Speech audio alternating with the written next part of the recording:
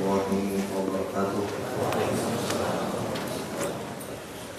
Innal hamdalillah nahmaduhu wa nasta'inuhu wa nastaghfiruh wa na'udzu billahi min shururi anfusina wa min sayyiati a'malina.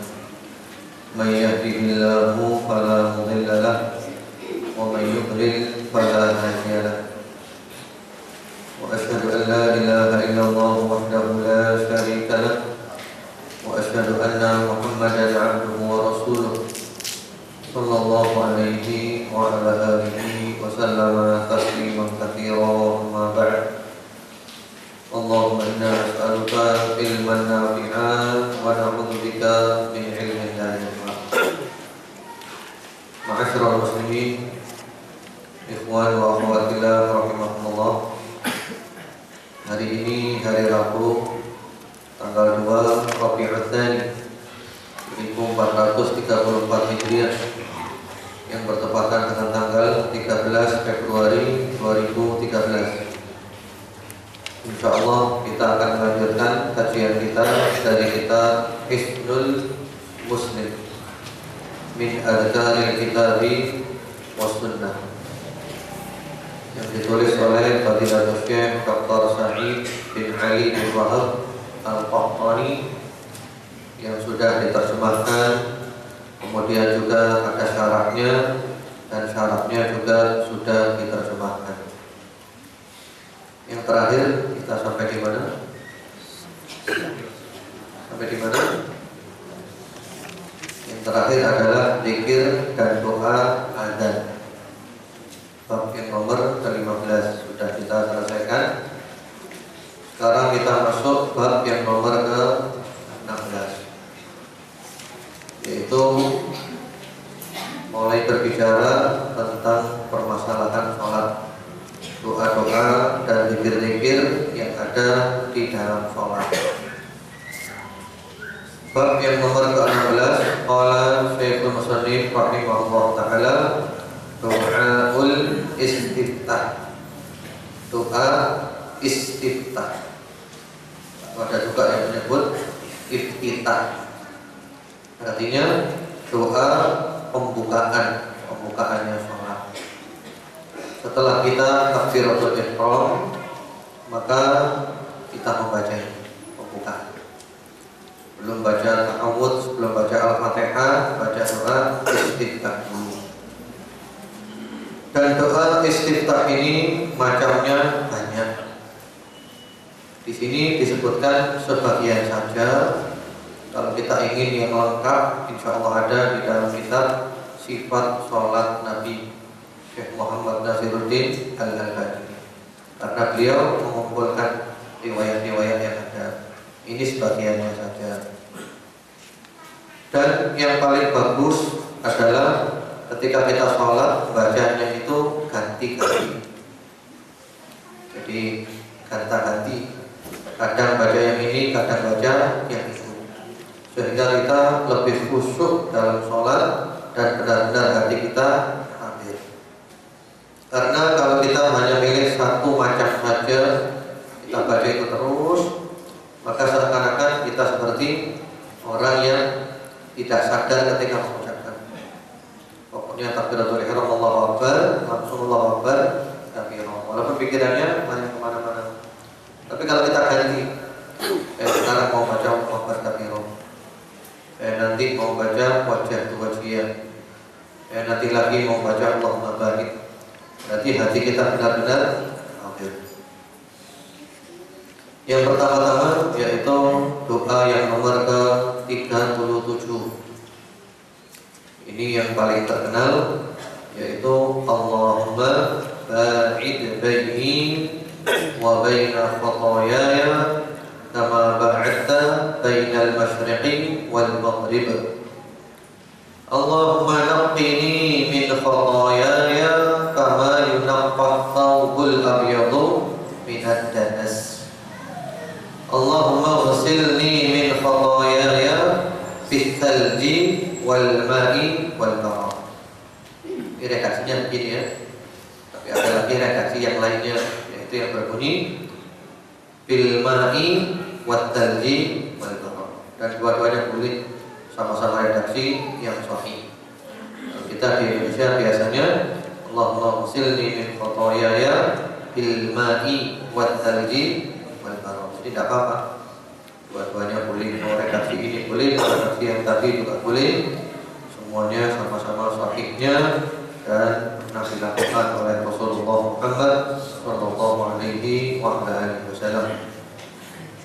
Doa istiftah ini diriwayatkan oleh Al-Imam Al-Bukhari dan Imam Muslim rahimahullah taala melalui jalan sahabat Abu Hurairah radhiyallahu taala. Artinya sangat agung, yaitu ya Allah, jauhkanlah antara diriku dengan segala kesalahanku sebagaimana Engkau menjauhkan jarak antara timur dan barat.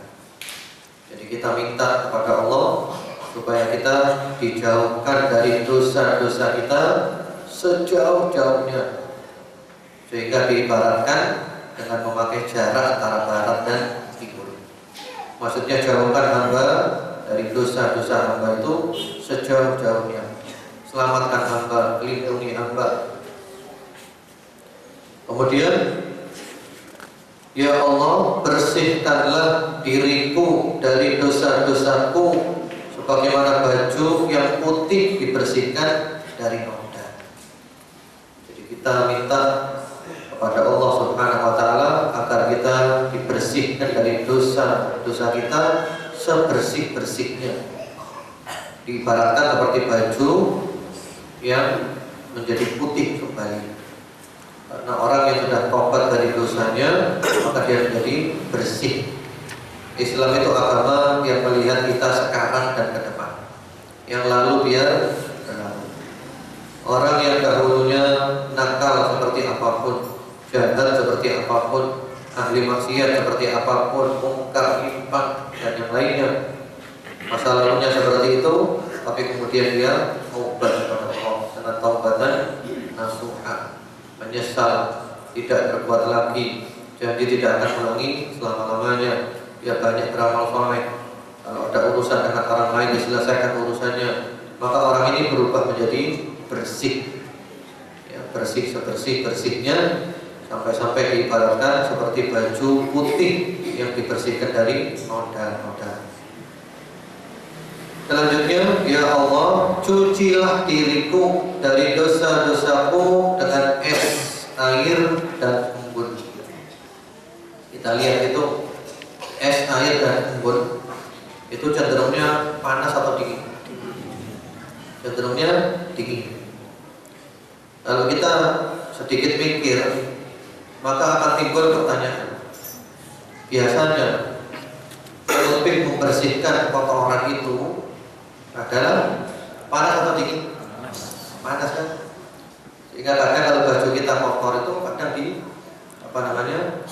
dimasukkan air yang panas untuk melebur kotoran-kotorannya. Tapi kenapa di sini kok kita minta kepada Allah Subhanahu wa taala dicuci dari dosa-dosa kita dengan yang dingin-dingin? Ada jawaban yang sangat indah, jawaban dari Syekhul Islam Ibnu Taimiyah rahimahullah taala, jawaban yang cerdas. Yaitu beliau menjawab, karena kotorannya baju dengan kotorannya dosa itu berbeda. Kalau dosa itu cenderung panas, jadi dosa cenderung panas, sehingga untuk membersihkannya perlu yang dingin-dingin. Jadi dosa itu cenderung panas, sehingga untuk membersihkannya perlu yang dingin-dingin. Artinya di sini kita benar-benar minta oleh Allah dicuci dari semua dosa kita sebersih-bersihnya. Jadi doa istiftah yang sangat indah. Yang penting kalau baca kita paham. Bagaimana mungkin kita bisa khusyuk dalam sholat kalau kita tidak paham? Allahumma ba'id baini wa baina khataayaya kama ba'adta baina al-masyriqi wal maghrib. Allahumma naqqini min khataayaya kama yunqqa ath-thawbul abyadu min ad-danas. Allahumma ghsilni min khataayaya bil ma'i wat thalji wal barad. Jadi benar-benar kita menghayati sholat kita benar-benar nikmat, hati kita hadir, dan kita minta kepada Allah dibersihkan sebersih-bersihnya dari semua kotoran kita, dari semua noda kita. Ini doa istiftah boleh dipakai kadang ini, kadang juga lainnya. Selanjutnya doa yang nomor ke-28, yaitu doa istiftah yang kedua. Subhanakallahumma wa bihamdika wa tabarakasmuka wa ta'ala jadduka wa la ilaha ghairuk. Subhanakallahumma bihamdik wa tabarakasmuka wa ta'ala jadduk wa la ilaha ghairuk. Maha suci Engkau ya Allah, aku memujimu. Maha suci pula namamu, maha tinggi kebesaranmu, dan tidak ada yang berhak diibadahi secara benar melainkan Engkau. Hadits ini diriwayatkan oleh Ashabus Sunan Al-Arba'ah, yaitu Abu Dawud, At-Tirmidzi, An-Nasa'i, dan Ibnu Majah, dan sanadnya dinyatakan sahih oleh Al-Albani rahimahullah taala, bagaimana di dalam sahih At-Tirmidzi dan sahih Ibnu Majah. Diriwayatkan melalui jalur sahabat Abu Sa'id Al-Khudri radhiyallahu ta'ala anhu dan juga Ibunda Aisyah radhiyallahu ta'ala anha. Ini termasuk doa istiftah yang pendek. Jadi kalau ada imam itu kok cepat, setelah takbir istiftahnya kok pendek, baca Al-Fatihah, berarti dia baca ini, Subhanakallahumma wa bihamdika wa tabarakasmuka wa ta'ala jadduka wa la ilaha ghairuk. Subhanakallahumma wa bihamdik, maha suci Engkau ya Allah, aku memujimu. Wa tabarakasmuk, maha suci pula namamu. Wa ta'ala jadduk, maha tinggi kebesaranmu.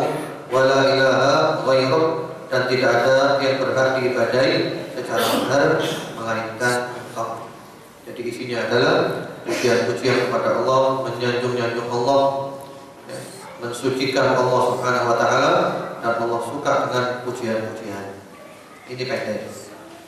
Kemudian setelah itu doa istiftah nomor 29 atau istiftahnya yang nomor 3. Ini agak panjang, yaitu wajah itu wajhiyah, agak panjang. Biasanya kita menggandeng dengan Allahu Akbar kabira. Padahal antara Allahu Akbar kabira dengan wajah wajhiyah itu sendiri-sendiri. Jadi yang benar itu kan baca Allahu Akbar kabira, Allahu Akbar kabira saja. Wajah wajhiyah saja. Dan wajah wajhiyah ini panjang. Biasanya kita gabung dua jadi satu dan kita potong. Iya, kita potong. Nah itu alangkah bagusnya kalau kita sholat, kita mengikuti sifat sholatnya Nabi Muhammad SAW. Jadi kalau seandainya ada mungkin tata cara sholat kita selama ini yang masih kurang sesuai dengan sunnah, maka selama kita mampu berubah, ya kita berubah. Kecuali kalau orang sudah tua-tua mungkin tidak mampu lagi berubah, tambah bingung nanti karena sudah kadung dari dulu ini pelajarannya. Ya sudah, teruskan, mudah-mudahan tidak apa-apa. Mudah-mudahan yang dimaafkan oleh Allah daripada bingung. Ya. Tapi kalau yang masih bisa merubah, kita ubah, kita kembali mengikuti sunnah. Para ulama itu adalah manusia yang mereka berijtihad. Ya, ada kalanya benar, ada kalanya salah. Yang jelas mereka punya niat yang baik. Tapi kalau kita tahu yang mereka lakukan itu tidak sesuai dengan sunnah, ya kita tinggalkan. Kita mengikuti sunnah. Ini wajah wajhiyah panjang dan tidak ada hubungannya dengan Allahu Akbar, tapi diri sendiri. Ya. Saya bacakan. Wajjahtu wajhiyya lilladzi fatara as-samawati wal arda hanifan wa ma ana minal musyrikin. Inna salati wa nusuki wa mahyaya wa mamati lillahi rabbil alamin. La syarika lahu wa bidzalika umirtu wa ana minal muslimin. Allahumma antal maliku la ilaha illa anta rabbi wa ana 'abduk. Dhalamtu nafsi wa i'taraftu bi dhanbi faghfir li dhunubi jami'an innahu la yaghfiru dhunuba illa anta wahdini li ahsanil akhlaq la yahdi li ahsaniha illa anta wasrif anni sayyi'aha la yasrifu anni sayyi'aha illa anta labbaik wa sa'daik wal khairu kulluhu bi yadayk wasyarru laysa ilayk ana bika wa ilayk tabarakta wa ta'alayk astaghfiruka wa atubu ilaik. Hadisnya diriwayatkan oleh Imam Muslim melalui jalan sahabat Ali bin Abi Thalib radhiyallahu anhu. Ini yang sunnah panjang. Kalau kita kan selama ini kan kita potong la syarika lahu wa bidzalika umirtu wa ana minal muslimin titik. Dan permulaannya kita gabung dengan Allahu Akbar kabira. Padahal kalau kita mau mengikuti sifat sholatnya Nabi Muhammad SAW, maka Allah Akbar kabira sendiri. Wajah itu wajahnya sendiri kan panjang selesai tadi. Jadi kalau tidak hafal, ya baca tidak hafal. Tapi kalau sudah rutin kita baca, insyaallah hafal. Menghafalkan gini-gini ini oleh Allah dipermudah. Kita baca paling 10 hari, sebulan, 2 bulan sudah hafal. Apalagi artinya sangat indah. Mari kita lihat artinya. Ya, kita bahas artinya. Wajjahtu wajhiya lilladzi fatara as-samawati wal arda hanifa wa ma ana minal musyrikin. Aku menghadapkan wajahku kepada yang menciptakan langit dan bumi dengan hati lurus dan aku bukanlah termasuk orang-orang musyrik. Jadi kita berikrar kepada Allah bahwa kita benar-benar menghadapkan wajah kita kepada Allah, yang mana Allah adalah yang menciptakan langit dan bumi. Kita berikrar kepada Allah bahwa kita akan lurus, tidak akan syirik, dan kita tidak akan termasuk orang-orang musyrik. Kemudian kita ikrar lagi kepada Allah, inna salati wa nusuki wa mahyaya wa mamati lillahi rabbil alamin. Sesungguhnya salatku, nusuki, sembelihanku. Nusuki itu punya dua makna, makna umum dan makna khusus. Kalau makna umumnya, nusuk itu artinya ibadah. Semua ibadah kita namanya adalah nusuk. Dan secara khusus adalah sembelihan kurban. Sesungguhnya salatku, sembelihanku, hidupku, matiku, seluruhnya untuk Allah, Rabb sekalian alam atau Rabb sekalian makhluk. Jadi kita ikrar, ya Allah, hidup sholatku ini untuk Engkau, sembelihanku, ibadahku untukmu, hidupku untukmu, matiku juga untukmu. Jadi kita ikrar kepada Allah. Karena itu kita jangan melanggar ikrar kita. La syarika lahu wa bidzalika umirtu wa ana minal muslimin. Tiada sekutu baginya, demikianlah aku diperintahkan dan aku adalah orang yang pertama berserah diri menjadi muslim. Ada juga redaksi yang berbunyi wa ana awwalul muslimin, ya. Dan dua-duanya boleh dipakai karena sama-sama sahih. Wa ana minal muslimin boleh, wa ana awwalul muslimin juga boleh. Jadi kita termasuk orang yang bersegera dalam berislam, termasuk dari kalangan orang-orang yang Islam. Allahumma antal maliku la ilaha illa anta. Ya Allah, Engkau adalah Al-Malik. Al-Malik, Al-Malik adalah Maharaja. Engkau adalah Maharaja, ya Allah, yang tidak ada berhak diibadahi secara benar melainkan Engkau. Anta Rabbi, Engkau adalah Rabbku, wa ana 'abduk, dan aku adalah hamba-Mu. Dhalamtu nafsi. Kemudian kita ikrar kepada Allah, mengakui dosa-dosa kita. Aku telah menzalimi diriku sendiri. Wa i'taraftu bi dzambi, dan aku mengakui dosa-dosaku. Faghfir li dzunubi jami'an, maka ampunilah dosa-dosaku seluruhnya. Innahu la yaghfiru dzunuba illa anta. Sesungguhnya hanya Engkau lah yang dapat mengampuni dosa-dosa. Kita ngaku di depan Allah, dan Allah suka dengan hamba yang ngaku di depan Allah, dan kita minta ampun dari dosa-dosa kita kepada Allah Subhanahu wa taala. Kemudian setelah itu kita doa kepada Allah, minta akhlak yang baik. Ini doa yang sangat bagus ya, minta akhlak yang baik. Wahdini li ahsanil akhlaq la yahdi li ahsaniha illa anta. Tunjukilah aku akhlak yang terbaik, karena hanya Engkaulah yang dapat menunjukkannya. Ya Allah, berilah hidayah aku, tunjukkan akhlak yang baik. Jadikanlah aku benar-benar mengamalkan akhlak yang baik. Tidak ada yang bisa memberi petunjuk aku kepada akhlak yang baik kecuali Engkau. Wasrif anni sayyi'aha la yasrif anni sayyi'aha illa anta. Singkirkanlah dariku akhlak yang buruk, karena hanya Engkaulah yang mampu menyingkirkannya. Kita berlindung ya Allah, selamatkan aku dari akhlak yang buruk, hindarkan aku ya Allah. Yang bisa menyelamatkan dan menghindarkan hanya Engkau. Dan doa ini bisa kita pakai dalam doa keseharian kita. Jadi kita bisa mencomot doa ini untuk doa-doa keseharian kita di luar sholat, yaitu doa minta akhlak.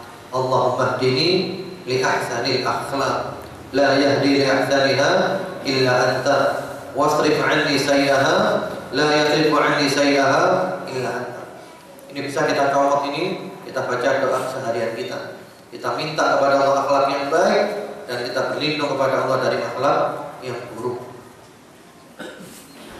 Kemudian setelah itu, labbaik wa sa'daik, aku sambut panggilanmu dan aku regu kebahagiaan darimu. Wal khairu kulluhu biyadaik, segala kebaikan ada di tanganmu. Wasyarru laisa ilaik, sementara segala keburukan yang terjadi tidak bisa dialamatkan kepadamu. Artinya, sebenarnya semua yang baik dan semua yang buruk dari siapa? Dari Allah. Cuma termasuk adab kita, akhlak kita kepada Allah. Kalau yang baik-baik kita nisbahkan kepada Allah. Kalau yang buruk-buruk jangan dinisbahkan kepada Allah. Kita nisbahkan kepada diri kita. Walaupun semuanya dari Allah. Atau juga kata-kata buruk di sini adalah buruk menurut kita. Tapi menurut Allah semuanya adalah baik. Karena tidak ada satu pun ciptaan Allah yang sia-sia. Semuanya ada hikmah. Ana bika wa ilaik, aku hidup dengan pertolonganmu dan akan kembali kepadamu. Tabarakta wa ta'alait, maha suci Engkau dan maha tinggi Engkau. Astaghfiruka wa atubu ilaik, aku memohon ampun dan bertaubat kepadamu. Doa yang sangat indah kalau kita baca dengan khusyuk. Jadi ini adalah doa istiftah yang dianjurkan kita baca. Kali lagi mungkin kelihatannya panjang ya, tapi insya Allah kalau kita baca 10 hari, sebulan, 2 bulan kita akan hafal. Kalau sementara nggak hafal, sambil bawah dituliskan nggak apa-apa. Di sholat baca boleh, nggak apa-apa. Jadi gerakan yang ada perlunya dalam sholat itu boleh. Gerakan tiada perlunya. Selanjutnya, ma'asyiral muslimin, ikhwan wa akhwat fillah rahimakumullah. Sebelum kita lanjutkan doa istiftah yang setelahnya, saya ingin memperpanjang masalah akhlak. Islam ini adalah merupakan agama akhlak. Islam sangat menjunjung tinggi akhlak. Dan akhlak yang terbaik adalah merupakan akhlaknya Rasulullah Muhammad sallallahu alaihi wasallam, yang beliau dipuji oleh Allah di dalam surat Al-Qalam ayat 4, wa innaka la'ala khuluqin 'azim. Sesungguhnya engkau wahai Rasulullah Muhammad sallallahu alaihi wasallam mempunyai akhlak yang agung. Kemudian juga Ibunda Aisyah radhiyallahu taala anha pernah ditanya tentang akhlaknya Rasulullah sallallahu alaihi wasallam. Ditanya oleh seorang yang bernama Sa'ad bin Hisham, ya ummul mu'minin akhbirini an khuluqi Rasulillah sallallahu alaihi wasallam. Wahai ummul mu'minin, wahai ibunya orang-orang yang beriman. Istri Nabi semuanya adalah ibu kita, ibunya orang yang beriman. Beritahukan kepadaku tentang akhlaknya Rasulullah sallallahu alaihi wasallam. Apa kata Ibunda Aisyah? Atau Al-Quran? Kamu baca Quran apa tidak? Oh nah, iya saya baca Al-Quran. Lalu kata Ibunda Aisyah, karena khuluquhul Quran. Akhlaknya Rasulullah adalah Al-Quran. Jadi beliau itu adalah ibaratnya Al-Quran yang berjalan, yang mengamalkan Al-Quran.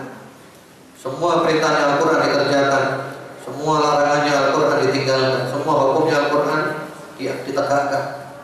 Akhlaknya Rasulullah Muhammad SAW. Kemudian juga di dalam hadis yang sahih beliau bersabda, "Bu'itsu liutammima makarimal akhlak." Aku diutus untuk menyempurnakan akhlak yang mulia. Jadi Rasulullah diutus kepada kita ini, di antara misi besarnya adalah membawa kita kepada akhlak yang mulia. Akhlak yang mulia. Nanti kita lihat apa itu akhlak.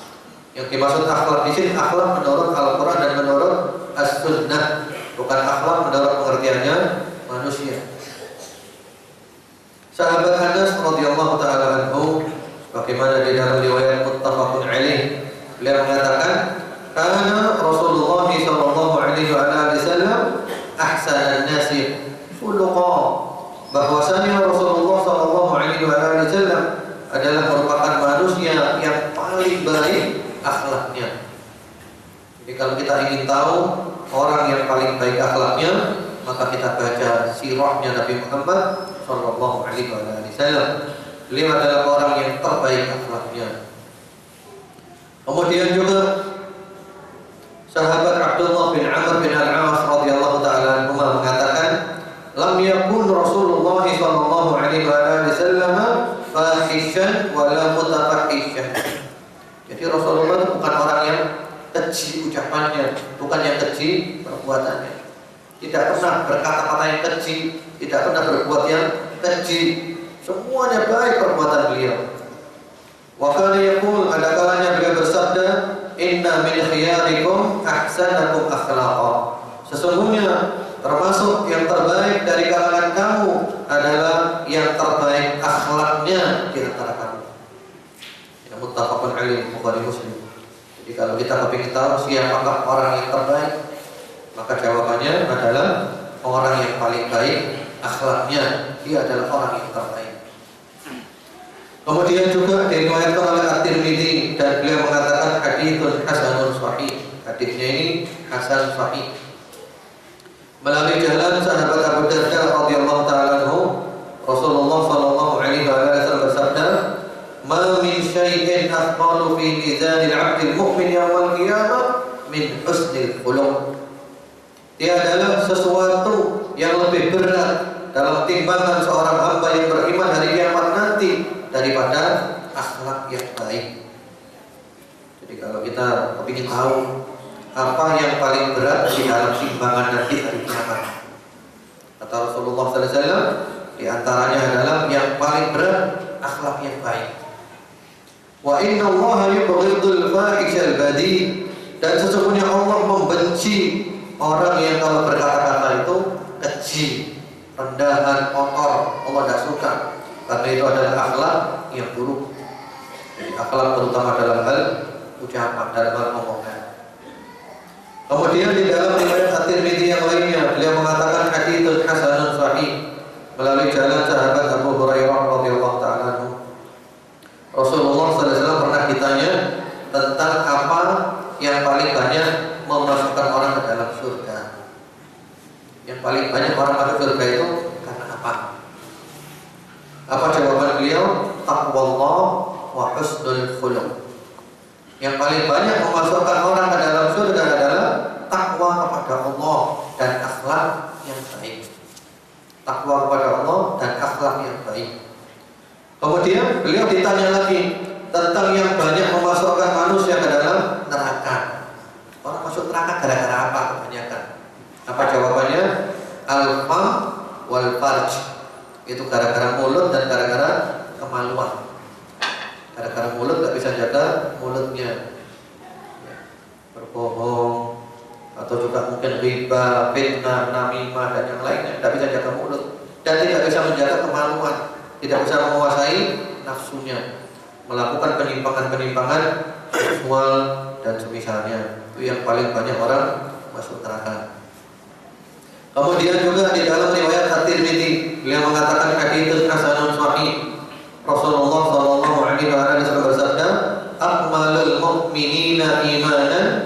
ahsanuhum khuluqa.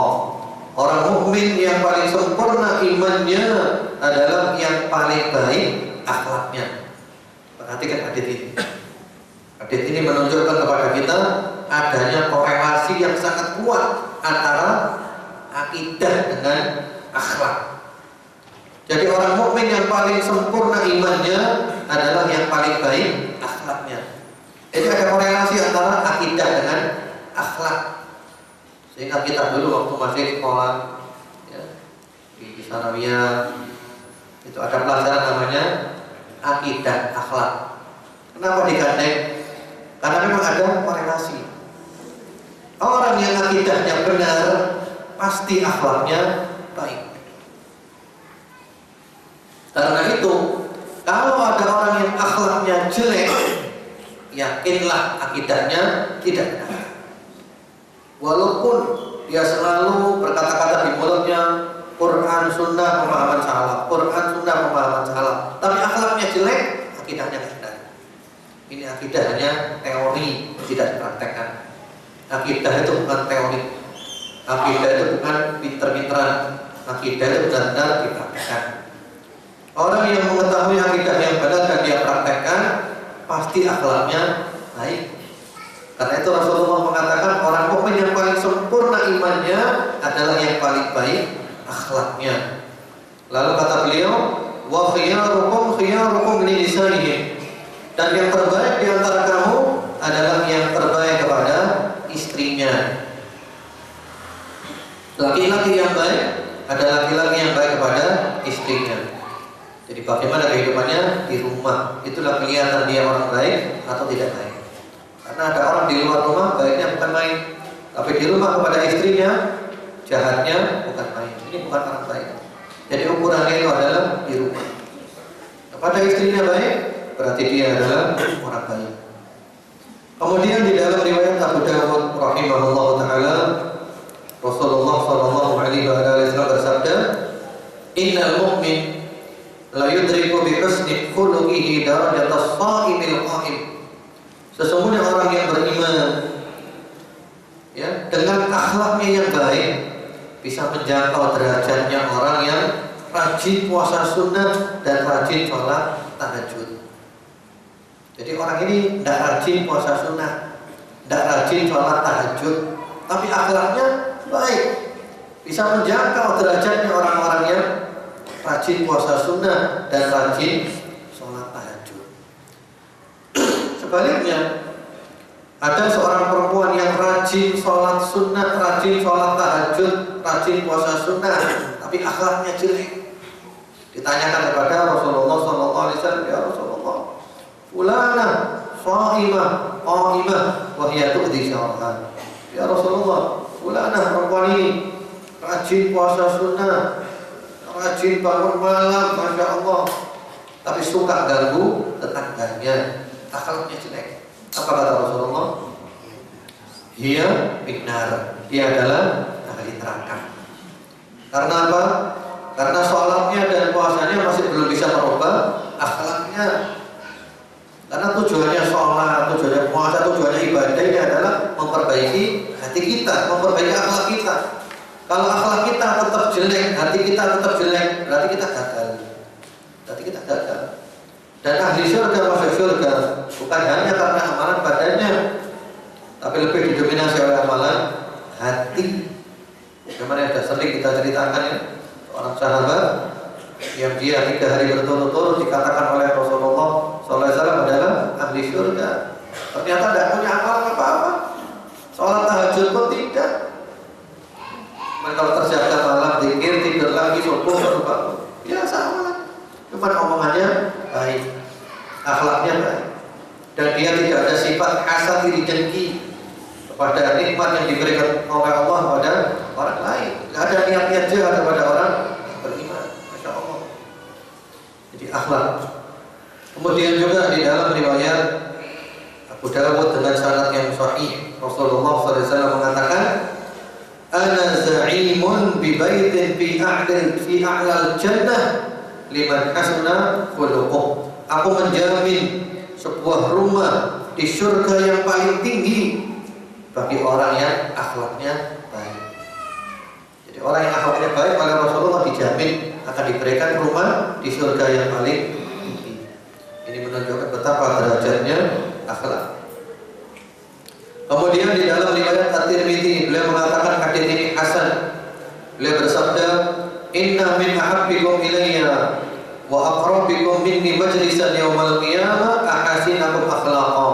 Sesungguhnya orang yang paling aku cintai di antara kamu dan yang paling dekat dari aku majelisnya nanti hari kiamat adalah orang yang terbaik akhlaknya di antara kamu.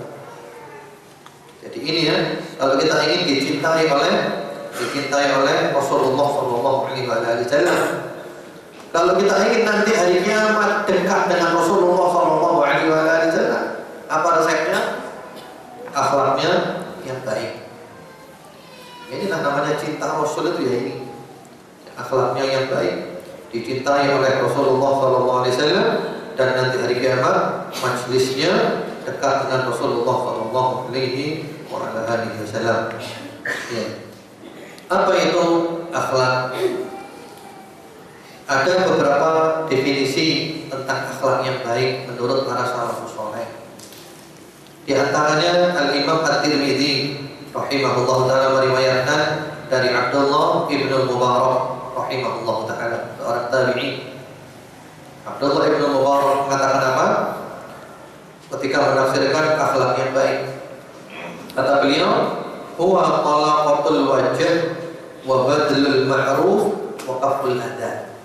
Cuma 3 aja. Untuk menggapai akhlak yang baik tadi itu cukup 3 kiatnya. Yang pertama-tama, wajah berseri-seri. Yang kedua, ya, menyebarkan kebaikan. Menyebarkan kebaikan. Selalu berbuat baik kepada orang lain, bantu orang lain. Kemudian yang ketiga, tidak mengganggu orang lain. Itu aja. Atau oleh sebagian ulama disusun dengan kata-kata yang lebih lebih gampang dihafal, yaitu badlun nada wa qaful ada wa talaqatul wajh. Badlun nada wa qaful ada wa talaqatul wajh. Badlun nada, membantu orang lain, berbuat baik pada orang lain. Qaful ada, menahan diri tidak ganggu orang lain. Wa talaqatul wajh, wajahnya berseri-seri. Ini akhlak. Ya, kita berbuat baik pada orang lain, jangan ganggu orang lain. Dan wajahnya berseri-seri. Kalau ketemu teman-temannya wajahnya ya, senyum. Itu kan sedekah. Tabassumu ka fi wajhi akhika sedekah. Senyummu di hadapan saudaramu adalah sedekah. Yang penting sejenis. Bagaimana kalau lawan jenis? Lawan jenis bukan mahram, apalagi khawatir menimbulkan fitnah, jangan senyum. Nanti malah dianggap senang nanti ditanyain nomor HP-mu berapa. Jadi itu akhlak yang baik. Jangan sampai kita menjadi orang yang kebalikannya. Sudah wajahnya cemberut, ya, suka ganggu orang lain dan tidak mau membantu orang lain. Ini benar-benar kebalikannya akhlak yang baik 180 derajat. Yaitu akhlak yang baik.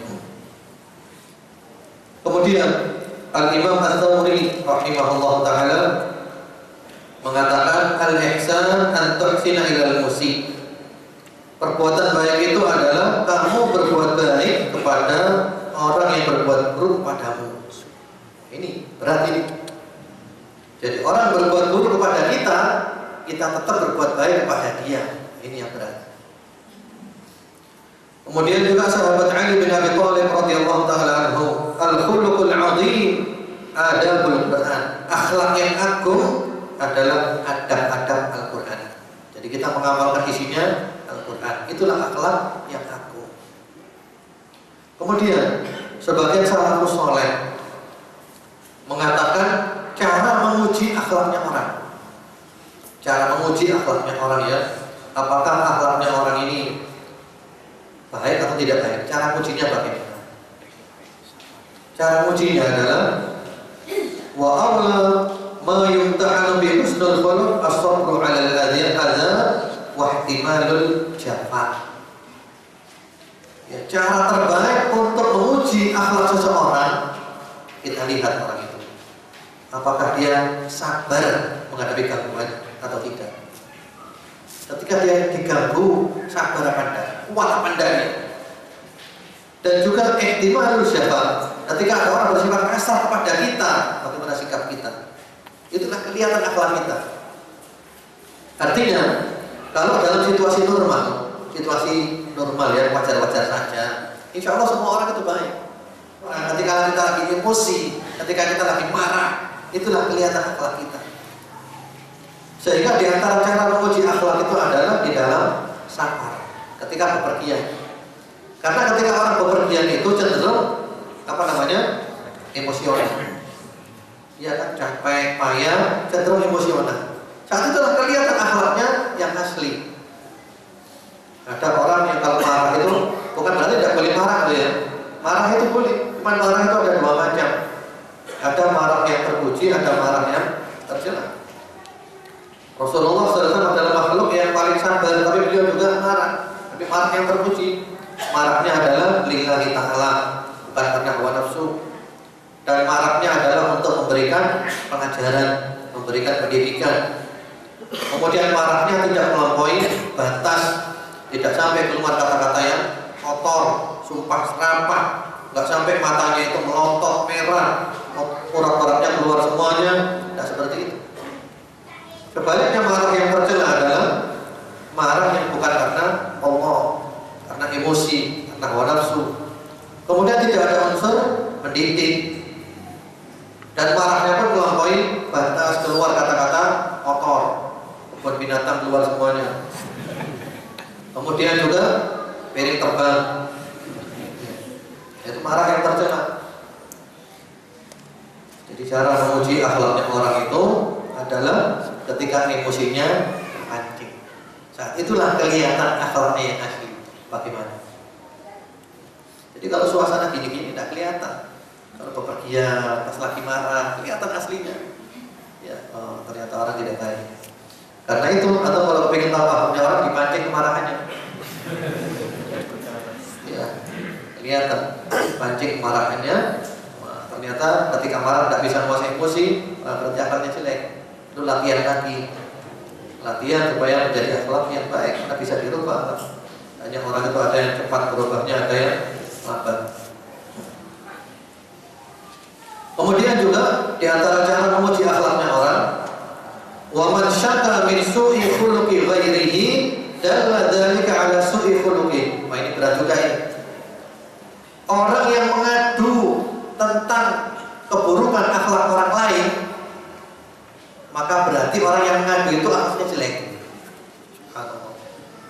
Jadi kalau orang suka mengadukan akhlak buruknya orang lain, ya, berarti orang yang suka mengadunya adalah akhlaknya jelek.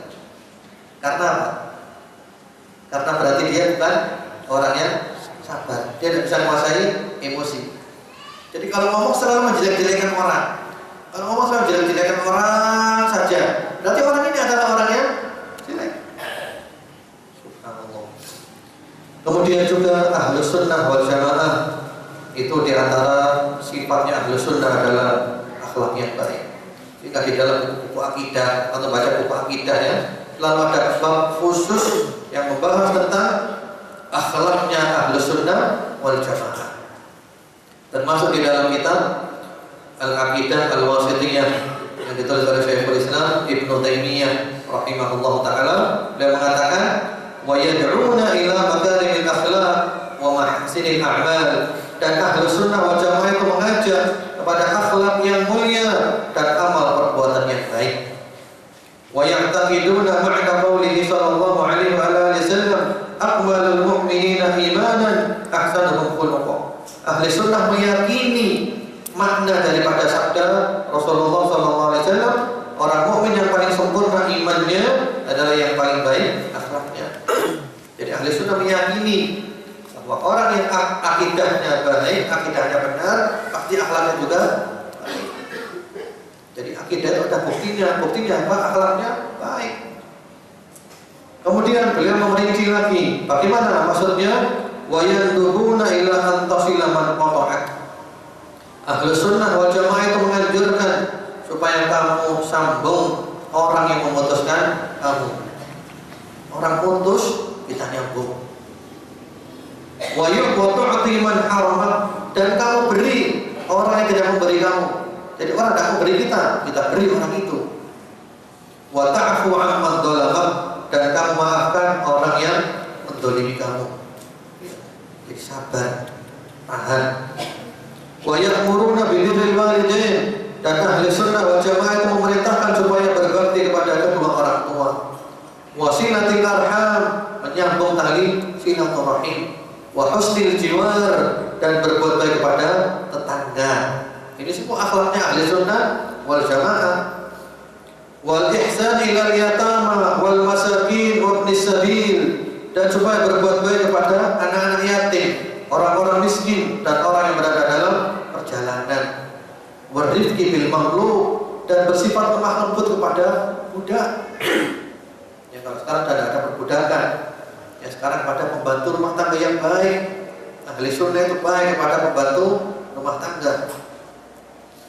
Wa yanhauna 'anil fakhri wal khuyala wal baghi wal istiqala 'alal khalqi bi haqqin wa ghairi haqqin, dan seterusnya. Panjang ya perincian akhlak yang jelas. Kemudian beliau memberikan kesimpulan, akhlak itu adalah akhlak menurut Al-Qur'an dan As-Sunnah. Akhlak kepada Allah, akhlak orang tua kepada anak, anak kepada orang tua. Jadi akhlaknya orang tua juga ada kepada anak, bukan hanya akhlaknya anak kepada orang tua.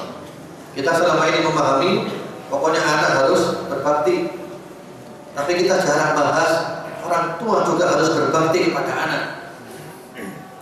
Bagaimana caranya orang tua berbakti kepada anak? Caranya adalah orang tua memberikan haknya anak, jangan hanya menuntut kepada anak. Karena itu ketika ada orang mengadu kepada Amirul Mukminin Umar bin Khattab radhiyallahu ta'ala, mengadu anaknya durhaka, sahabat Umar menasihati sang anak. Lalu sang anak tanya, wahai Amirul Mukminin, saya ingin tahu apa hak saya sebagai anak. Lalu beliau jawab, hakmu ada 3. Ini merupakan kewajibannya ayahmu. Yang pertama-tama, ayahmu memilihkan ibu yang baik untuk kamu. Ini berkaitan dengan pranikah. Jadi kalau mau nikah itu cari calon yang layak menjadi ibunya anak-anak, yang layak menjadi bapaknya anak-anak. Jadi bukan hanya melihat fisiknya saja, tapi kita pikir ini cocok dan jadi ibunya anak-anak. Pranikah. Yang kedua, yaitu memberikan nama yang baik kepada anaknya. Memberikan nama yang baik. Apa nama yang baik? Nama yang baik adalah nama-nama Islami. Nama Islam, namanya para nabi, namanya para sahabat, namanya salafus saleh. Atau Asmaul Husna itu kita ambil satu, kita tambahi Abdurrahman, Abdurrahim, Abdul Ghafur, Abdul Jabbar. Baik semuanya. Ya, nama-nama yang baik. Jangan memberikan nama-nama yang buruk. Siapa namanya? Roberto Baggio. Ya. Baik atau jelek? Dan kita tidak mengatakan itu nama Arab ya. Bukan nama Arab itu nama Islami. Bukan nama Arab-Araban, bukan Arabisasi. Ini namanya Islamisasi. Ya. Daripada westernisasi, ujung-ujungnya kristenisasi. Jadi nama-nama yang baik. Dan subhanallah, ada satu hal yang perlu kita perhatikan masalah nama. Ternyata nama-nama Islam itu adalah nama-nama internasional. Sekarang kalau orang itu namanya misalnya Muhammad, pergi ke negeri manapun, mau ke Cina, mau ke Eropa, mau ke Arab, mau ke Indonesia, mau ke mana, gampang bacanya. Lihat paspornya, oh Muhammad. Paling-paling diganti Muhammad, jangan bacanya bisa. Umar, nama-nama internasional. Jadi nama Islam adalah nama internasional. Nah kalau nama-nama biasa di Indonesia ya, nama-nama tradisional. Iya, itu kalau luar negeri nanti repot. Orang baca nama di paspor itu tidak bisa baca. Contohnya siapa? Contohnya, kalau ada orang namanya panjang ya, Raden masih ngomong Golo Jalmono. Itu kalau dia ke Arab Saudi untuk umroh, itu petugas sana baca itu bingung umat. Raden Roni Masinju menjulung jalan. Nah, Amerika juga orang Amerika bingung baca. Karena namanya nama tradisional, bukan nama internasional. Nah, kita kasih nama anak kita nama internasional, nama yang baik. Jadi anak itu bernama yang baik. Dan ternyata anak tadi itu namanya siapa? Namanya Jur'a. Jur'a itu sejenis kecoa. Jadi sama bapaknya diberi nama kecoa. Nah, jadinya orang jadinya kalau beri nama gitu, beri nama Khinzir, Kalb, Imar. Kemudian yang ketiga, bapak mengajarkan kepada anaknya Al-Quran. Ajarkan Al-Quran, mulai dari baca, hafalan, takbir, tahsin, tajwid, tafsir. Ajarkan Al-Quran kepada anak. Lalu sang anak mengatakan, wahai mukminin, demi Allah, bapakku tidak pernah memberikan kepadaku tiga-tiganya. Lalu sekarang sahabat Umar bin Khattab ganti marah kepada bapaknya, dimarahi bapaknya. Sebelum anakmu mendurhakai kamu, kamu telah mendurhakai anakmu dulu. Jadi akhlak yang baik bukan hanya anak kepada orang tua, tapi juga orang tua kepada anak. Wallahu a'lam. Sebenarnya masih ada di antara cara-cara untuk menggapai akhlak yang baik, ya di antara caranya doa yang tadi itu, Allahumma hdini li ahsanil akhlaq la yahdi li ahsaniha illa anta wasrif anni sayyaha la yasrifu anni sayyaha illa anta. Kita minta kepada Allah akhlak yang baik dan kita berlindung daripada akhlak yang buruk, dan kita berusaha untuk mempunyai akhlak yang baik. Bahkan kalau perlu kita catat, kalau ada akhlak yang buruk kita catat hari ini. Ya 1, 2, 3 sore kita lihat berapa banyak akhlak buruk hari ini. Dan besok kita kurangi. Lama-lama kita mempunyai akhlak yang baik, insyaallah. Wallahu a'lam. Itu dulu. Ini banyak pertanyaan yang masuk.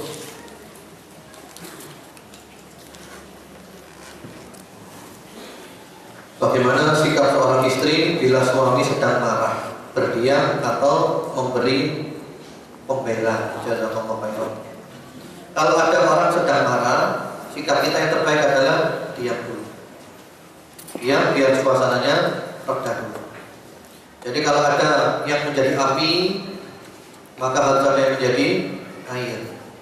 Apinya dipadamkan dengan air. Karena kalau ini jadi api, kita jadi api juga, tambah menyala, terbakar semuanya, hangus. Kalau hangus rumah tangganya bubar. Jadi ya kita lihat dulu kenapa suami marah, apa penyebabnya. Kalau memang kita yang salah, ya minta maaf. Seperti itu. Jadi jangan ada kebelan tambah panas suasananya.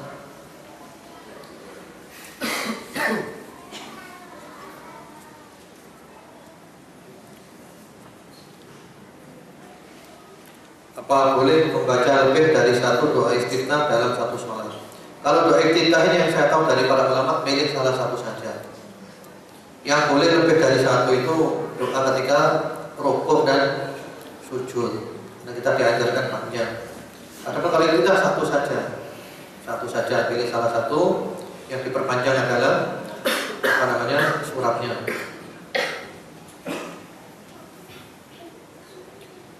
Jika saat sholat tidak membaca doa istiftah, apakah sholatnya sah? Para ulama mengatakan doa istiftah ini hukumnya adalah sunnah. Tidak dibaca tidak apa-apa, cuma kita meninggalkan sunnah emang. Sholatnya sah. Apakah jika suami istri bertengkar dan sampai malam tidak ada yang minta maaf hingga terbawa tidur, akan menunda rezeki yang akan diberikan Allah SWT sampai 40 hari? Wallahu a'lam ya, atau saya kalau dari riwayatnya seperti baru dengar saya. Yang jelas kalau ada suami istri bertengkar, cepat-cepat diselesaikan. Jangan dibiarkan masalah itu berlarut-larut. Kalau ada yang salah, minta maaf, jangan sungkan-sungkan minta maaf. Kalau ada yang minta maaf, ya, jangan sungkan-sungkan memberikan maaf.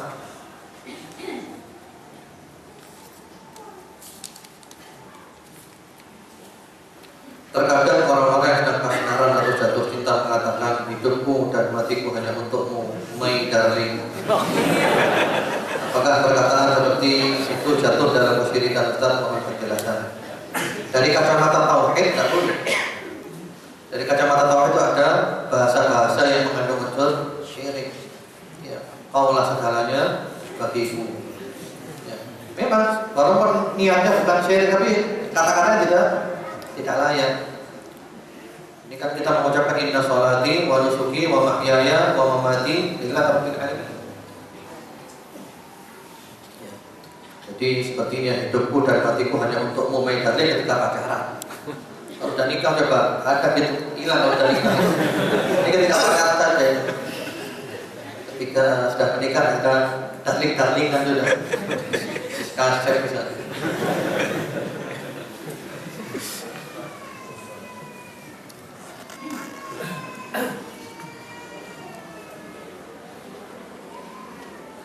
Harta kita yang diambil orang lain secara dolim, apabila kita ikhlas, dapatkah bernilai sedekah harta tersebut? Ya, diambil secara dolim, ya sudah. Kalau kita mau menarik kembali itu boleh, tarik kembali itu boleh. Walaupun kita mungkin dengan cara yang keras mengambil harta kita itu boleh. Tapi kalau kita tidak mampu, ya sudah, kita serahkan kepada Allah. Mudah-mudahan diganti oleh Allah dengan yang lebih baik.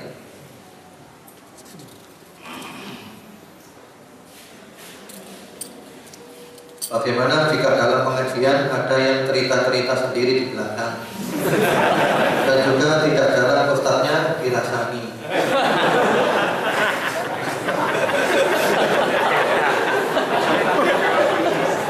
Dirasaninya ini positif apa negatif?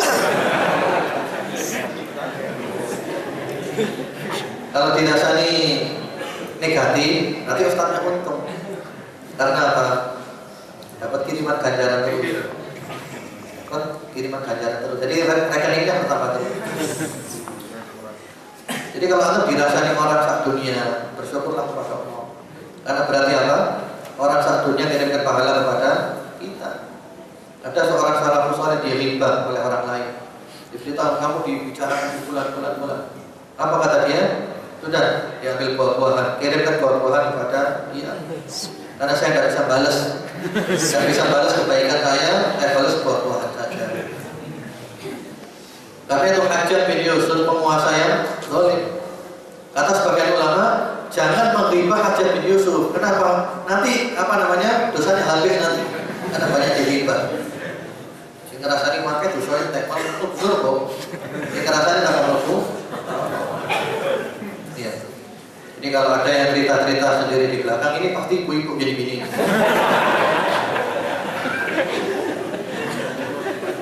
Kalau orang laki berarti orang laki keibuan.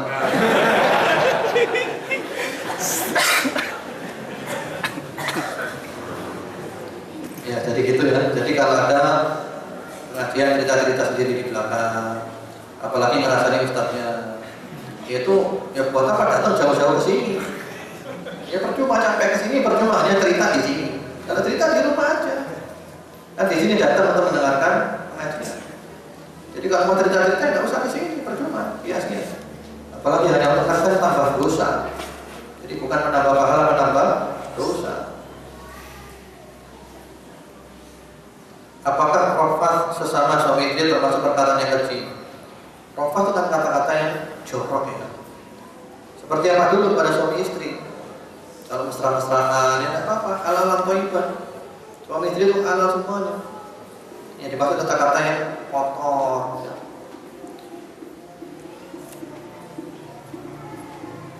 Apakah tulisan-tulisan yang mengandung kekejian sama dengan tulisan yang keji? Seperti status-status di Facebook sama. Jadi tulisan itu adalah merupakan wakil daripada lisan kita. Tulisan apa dengan lisan? Facebook itu adalah alat kalau kita buat baik jadi baik. Kalau kita buat maksiat jadi maksiat. Yang perlu kita ingat-ingat terus bahwa Facebook kita itu akan menjadi saksi hari kiamat. Tulisan yang kita tulis di sana, foto-foto yang kita upload di sana, semuanya akan menjadi saksi hari kiamat. Apalagi seandainya ada orang sudah menulis macam-macam, terutama juga orang perempuan upload foto-foto yang macam-macam, ya. Kemudian dia mati. Sementara Facebooknya itu yang tahu passwordnya hanya dia. Sehingga dia mati, Facebooknya tetap ada terus-menerus. Sehingga dia dapat dosa terus mengalir. Selama orang lihat itu, maka dia mendapat kiriman dosa. Karena itu setiap kita nulis status di Facebook, kita bayangkan boleh jadi ini adalah status terakhir saya. Sehingga kita tidak berani nulis yang jelek-jelek. Sehingga kita tidak berani berbuat macam-macam. Boleh jadi status terakhir saya. Ya Allah, alam itu dulu aja. Kurang lebihnya saya mohon maaf. Semoga bermanfaat. Allah menjadikan kita istiqomah dan umur kita ditutup dengan husnul khotimah. Subhanakallahumma wa bihamdika asyhadu an la ilaha illa anta astaghfiruka wa atubu ilaik. Assalamualaikum warahmatullahi wabarakatuh.